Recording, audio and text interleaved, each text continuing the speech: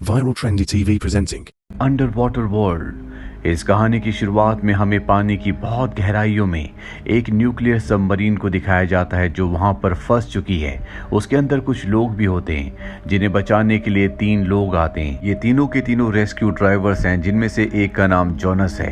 अब ये उस बड़ी सबमरीन के अंदर जाकर वहां से सभी लोगों को अपनी सबमरीन में शिफ्ट कर लेते हैं और तभी जॉनस को एहसास होता है कि इस सबमरीन को एक बहुत बड़ी क्रिएचर ने डुबाया है जिसके बारे में दुनिया को नहीं पता, और वो क्रिएचर अब उसकी सबमरीन पर भी हमला करने वाला है। वो समझ जाता है कि अगर वो यहाँ से नहीं निकला तो वो क्रिएचर इनकी सबमरीन को भी यहीं पर डुबा देगा। और अब भी उसके दोनों साथी उस बड़ी खराब सबमरीन के अंदर होते हैं। उसके पास इतना वक्त नहीं होता कि वो अपने साथियों को ऊपर लाए, क्योंकि अगर उसने ऐसा किया तो उसने जितने भी लोगों को बचाया है उनके साथ वो खुद भी मारा जाएगा। इसीलिए वो अपने दोनों साथियों को वहीं पर छोड़कर निकल जाता है। अगले पल सबमरीन ब्लास्ट हो जाता है जिससे उसके दोनों साथी मारे जाते हैं। इस घटना के 5 साल बाद दिखाया जाता है पानी के अंदर सबसे गहरा ट्रेंच बनाया गया है जहां पर एक रिसर्च सेंटर है ताकि पानी की इतनी गहराई में रिसर्च की जा सके। और इसे दुनिया के एक बहुत ही अमीर आदमी ने बनाया होता है जिसका नाम मॉरिस है। मॉरिस यहाँ पर डॉक्टर मिनवे और उसकी बेटी से मिलता है। हम मॉरिस उन्हें पानी के नीचे ट्रेंच में ले जाता है। पानी के नीचे इन्हें बहुत सारे क्रीचर्स दिखते हैं और मॉरिस चाहता है कि पानी से 11,000 मीटर नीचे एक टीम जाए ताकि वो देख सके कि नीचे क्या है। दरअसल वहां पर उन्हें एक लेयर दिख रही होती है जिसके बारे में इनका अंदाजा होता है कि शायद ये धरातल हो, यानी कि समंदर का अंत हो। और अब सबमरीन से 3 लोग, जिसमें एक ड्राइवर, दूसरी साइंटिस्ट और तीसरी जॉनस की पत्नी होती है, सबमरीन से नीचे की तरफ बढ़ चलते हैं। इनके पास एक एडवांस रोबोट भी होता है जो पानी के अंदर रहने वाले क्रीचर्स के बारे में इन्हें बताएगा। जब ये और भी नीचे जाते हैं तो सबको पता चल जाता है कि जिसे धरातल समझ रहे थे वो धरातल नहीं है बल्कि थर्मोक्लिन हाइड्रोजन सल्फाइड की एक लेयर है। और जैसे जैसे नीचे पहुंचते हैं तो ऊपर से इनका कनेक्शन पूरी तरह से खत्म हो जाता है। साथ ही जो सबमरीन की ड्राइवर होती है वो कहती है कि पानी में कुछ है। आज से 5 साल पहले जॉनस ने जो कहा था वो सच है।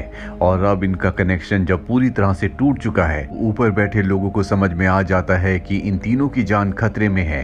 वो तय करते हैं कि वो एक रेस्क्यू टीम को नीचे भेजेंगे, पर यहाँ पर जो डॉक्टर होते हैं वो कहते हैं कि नीचे किसी को भेजा नहीं जा सकता। आज तक इतनी नीचे कोई नहीं गया सिवाय एक आदमी के जिसका नाम जॉनस है। वो 5 साल पहले इतनी नीचे गया था। और इसके बाद ये जॉनस के पास जाते हैं, लेकिन जॉनस इनकी मदद करने से मना कर देता है। पर उसे बताया जाता है कि तुम्हारी एक्स वाइफ भी उस सबमरीन में है। ये सुनने के बाद जॉनस को उनकी मदद करने के लिए आना पड़ता है। साथ ही हमें पानी के अंदर दिखाया जाता है जहां पर उनका सबमरीन खराब हो चुका है। वो तीनों की तीनों सबमरीन को ठीक करने की कोशिश करते हैं और इसी कोशिश में लॉरी, जो कि ड्राइवर है, वो इंजर्ड हो जाती है। वहीं ऊपर मिनवे की बेटी को दिखाया जाता है जिसका नाम सुइन है। मिनवे और उसकी बेटी ओशियोनोग्राफर हैं। वो इस पूरे प्रोजेक्ट के हेड हैं। और अब सुइन चाहती है कि वो नीचे जाकर उन तीनों की मदद करे। वो अपनी बेटी के साथ यहाँ पर आई होती। वो अपनी बेटी को कहती कि मैं जल्दी वापस लौट कर आऊंगी और अपने सबमरीन से नीचे पहुंच जाती है। वहीं जॉनस भी यहाँ पर पहुंच चुका है। जॉनस ने 5 साल पहले जिन लोगों की जान बचाई थी उसे उसके लिए क्रेडिट नहीं दिया गया था, बल्कि लोग उस पर आरोप लगाते थे कि उसने अपने दोनों साथियों को वहां पर मरने के लिए छोड़ दिया। इनमें से सुइन भी एक होती है।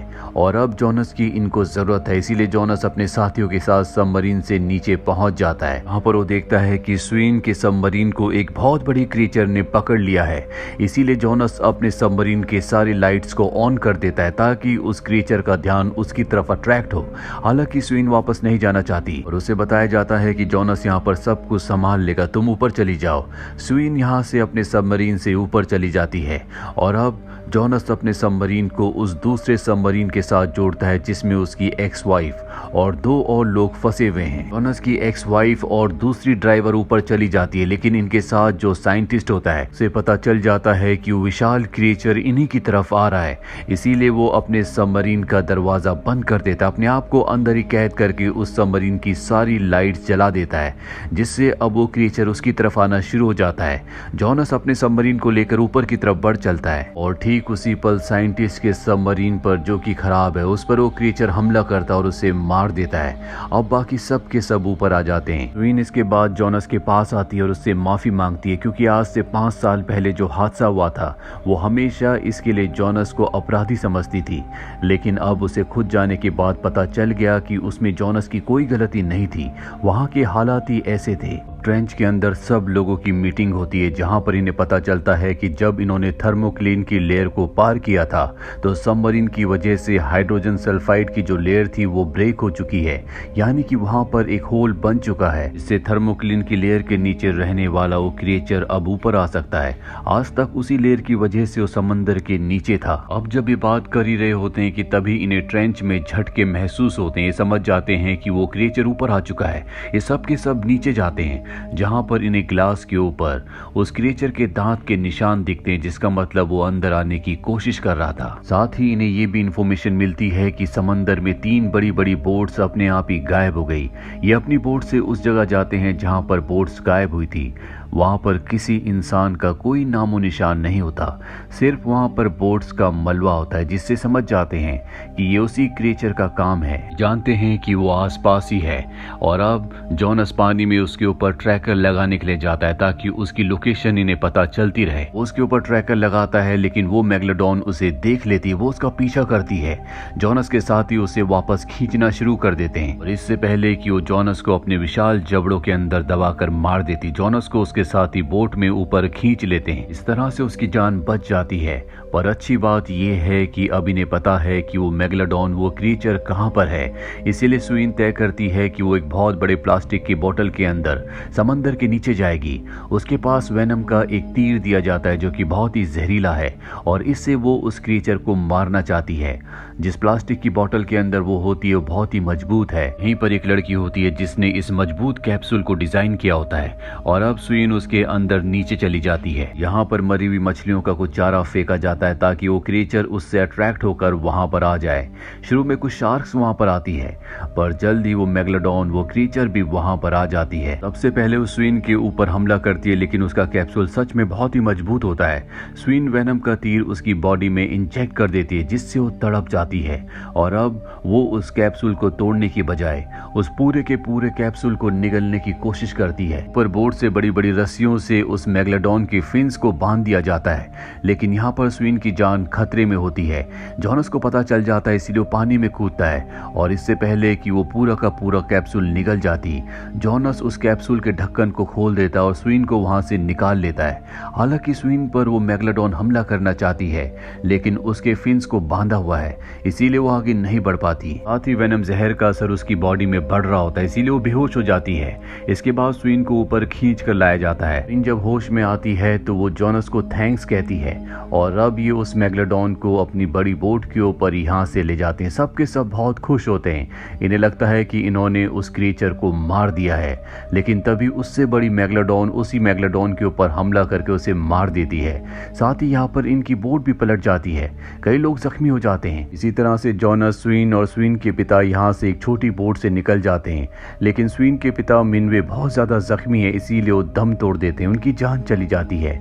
स्वीन को अपने पिता की मौत से बहुत दुख होता है और वापस ये ट्रेंच पर आ जाते हैं जो समंदर के बीचों बीच होता है।